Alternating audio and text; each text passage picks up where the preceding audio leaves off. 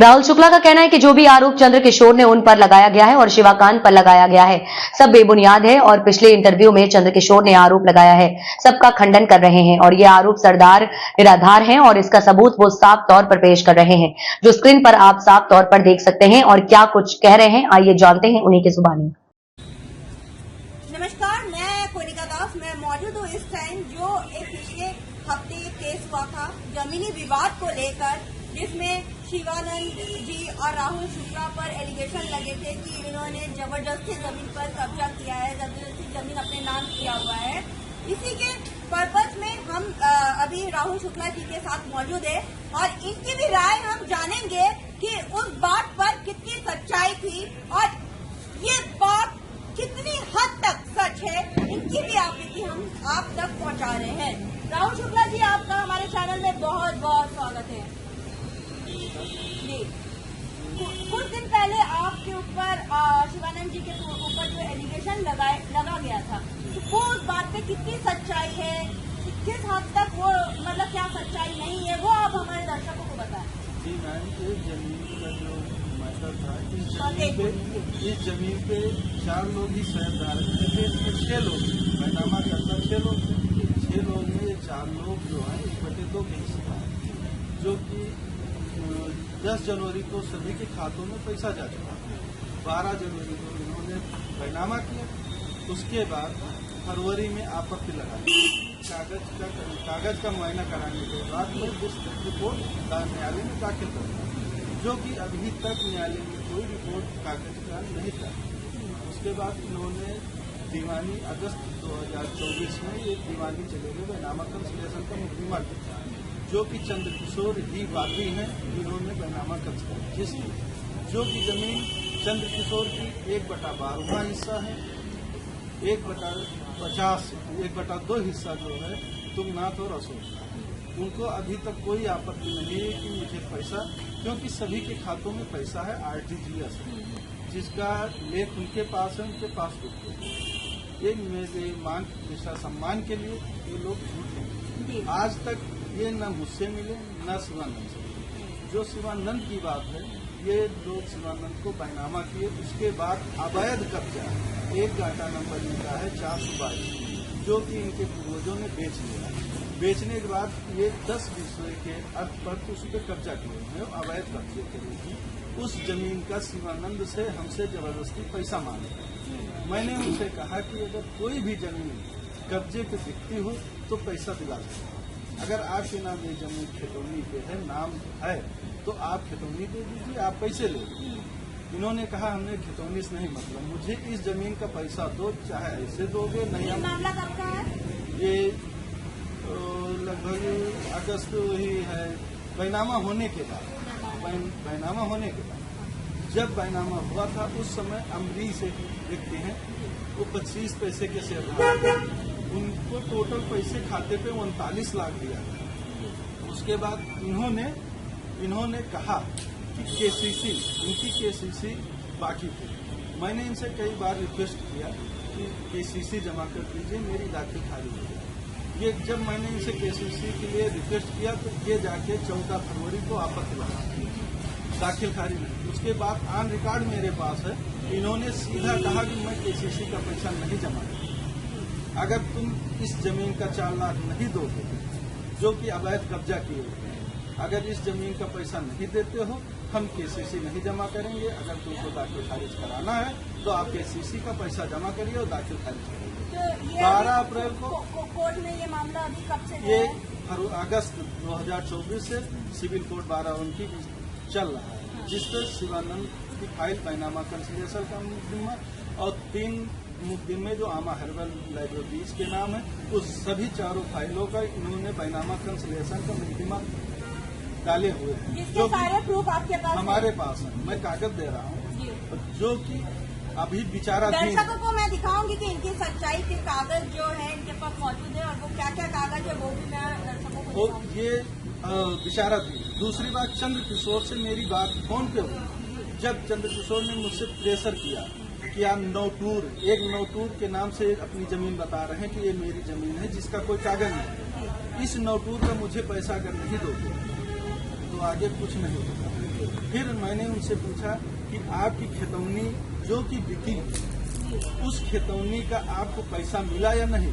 वो on record बोले हैं मुझे वो पैसा मिला है, पर मुझे नौटूर का पैसा अलग से चाहिए। उसका आपके पास कुछ ऑडियो है जो मैं अभी आपको शेयर कर रहा हूँ, आप ऑडियो भी चला दीजिए, सभी लोग देख लें सच्चाई क्या है। मतलब वो जो पिछले हफ्ते जो ये न्यूज पे वो हम लोग के आके बोल रहे थे, वो सारी बातों को खंडन आप कर रहे हैं सारी, क्योंकि वो आपके ये ऑडियो चलने के बाद ऑलरेडी खंडन हो जाएगी उनकी बात। और दूसरी बात, इनके पास जिस बैंक में इनके खाते में पैसा गया है, अगर इनको लगता है मुझे पैसा नहीं, आप पासबुक चढ़वा लीजिए। अगर पैसे आरटीजीएस से नहीं गया तो आपके खाते में 10 जनवरी तो सितंबर 2023 में और दिसंबर 2024 में और 2023 में दिसंबर में, सितंबर में और जनवरी 10 जनवरी को टोटल खाते में इनके पैसा गया।